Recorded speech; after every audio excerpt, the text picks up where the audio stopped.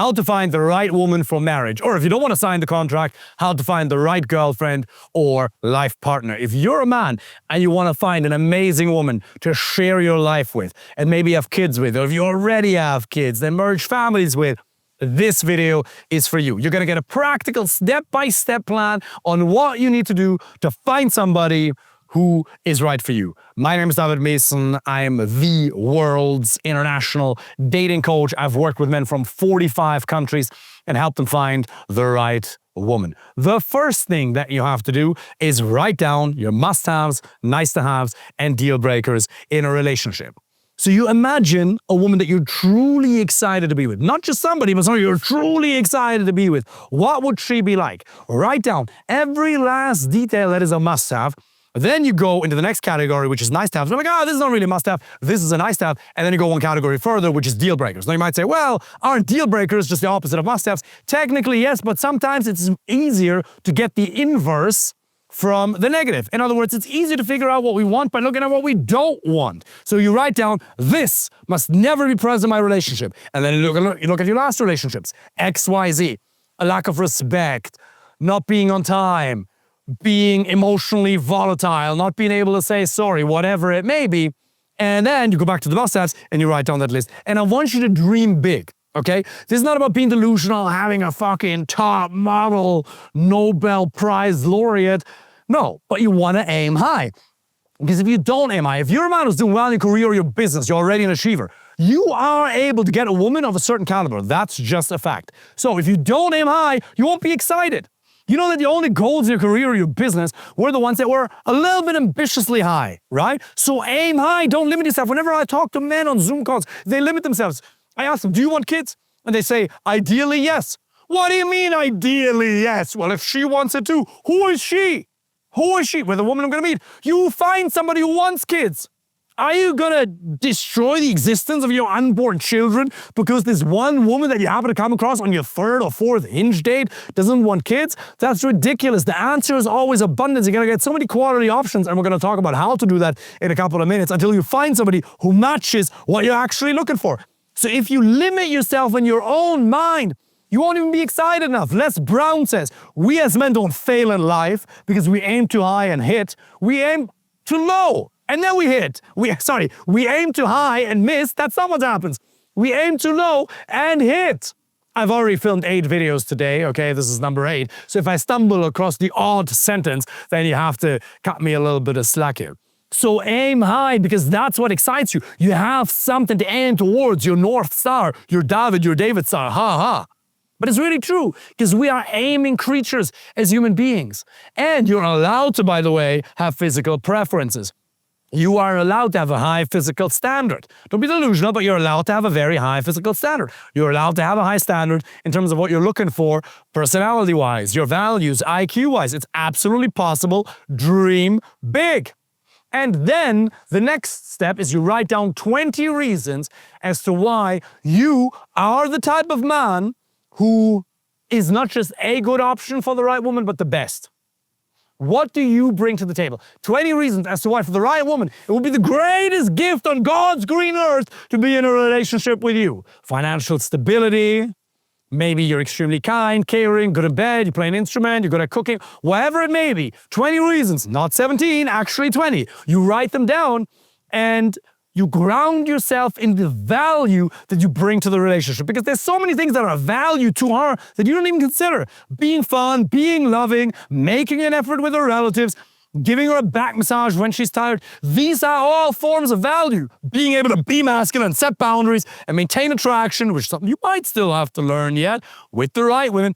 That is all value. Once you jot these things down, you ground yourself in what you actually bring to the table and your confidence skyrockets. But it's impossible to communicate in a certain way, in a way that is certain, that creates attraction, if you're not aware of what you bring to the table. So that's the first step. Then you need to start taking action, because setting a high goal is nice, but if it's not backed up with action, it's called delusion.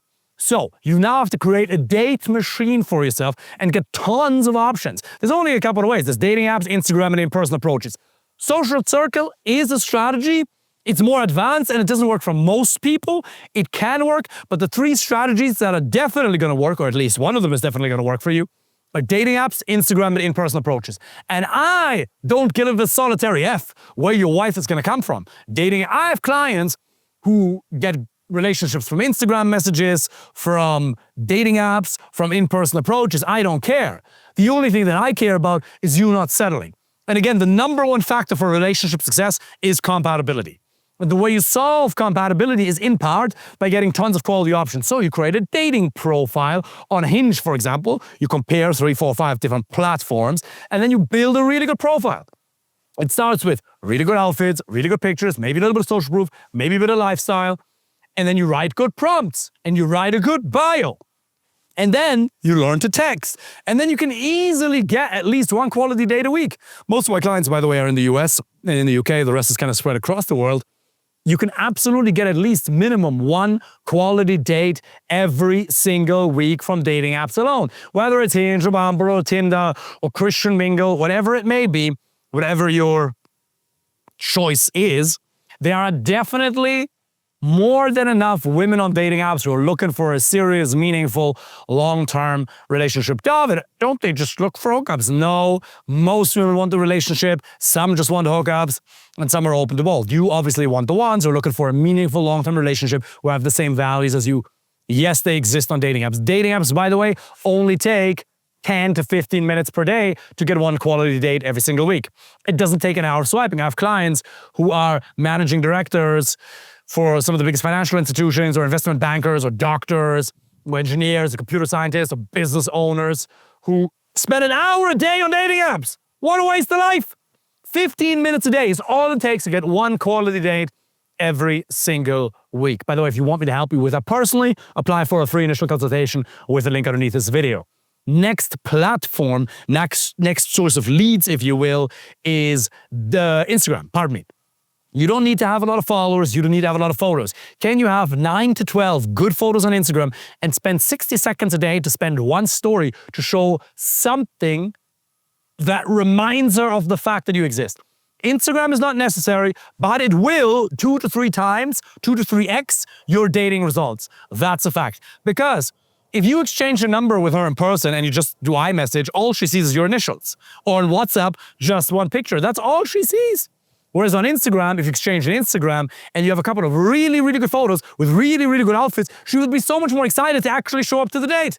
She'd actually be so much more excited to show up to the second date because you arise as a stimulus in her consciousness in between the dates. And guess what? If you're not arising as a stimulus in her consciousness, John will, Stephen will, Christopher will, Alejandro will.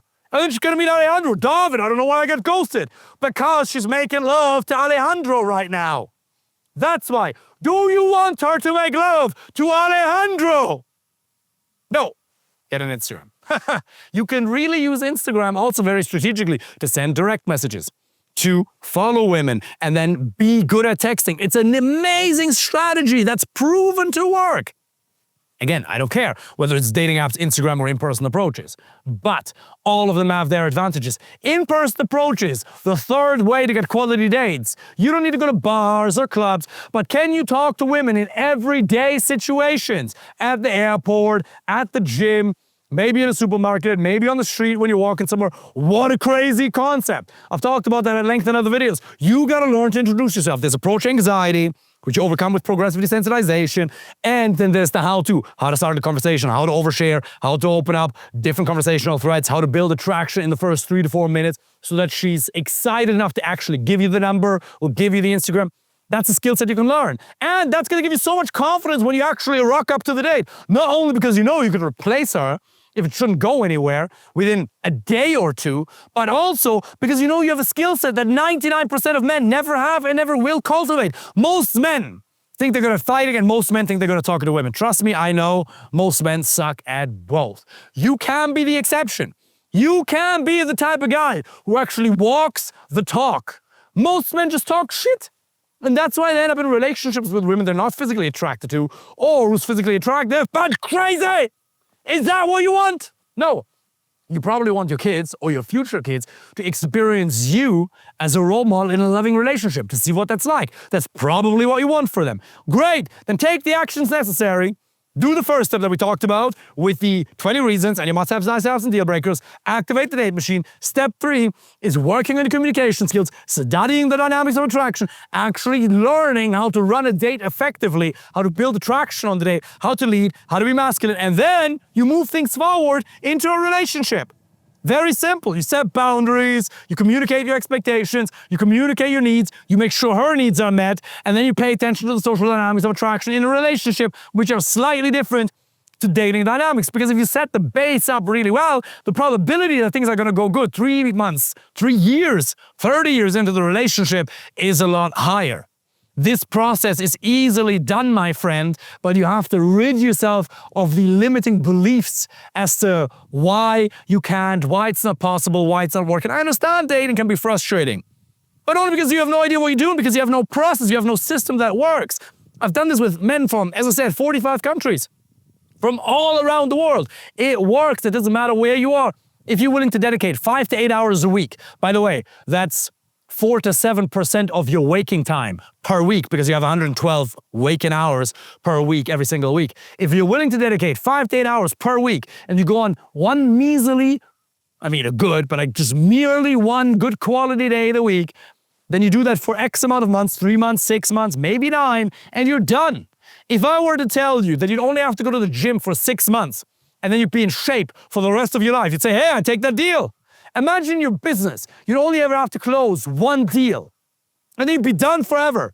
Wouldn't you put a whole lot of effort into that one deal? That's what dating is. Dating is merely the process that leads to a fulfilling, loving relationship on eye level. Imagine waking up in the morning, getting love. Going to bed at night, getting love. Having somebody who supports you, says, thank you for working so hard. Amazing intimacy. You're raising kids. It's easy, it's effortless, almost no conflict. She looks at you like you're the only man in existence to her. You can have that if you're willing to put in the work.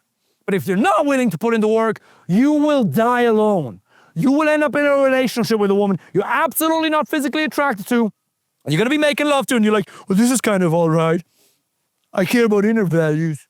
And then one of those guys, and then you have to force yourself to come because you can't naturally do it, because you're not actually attracted to her, or you're getting like 4 blowjobs in 4 years because the intimacy is terrible. Is that what you want? No.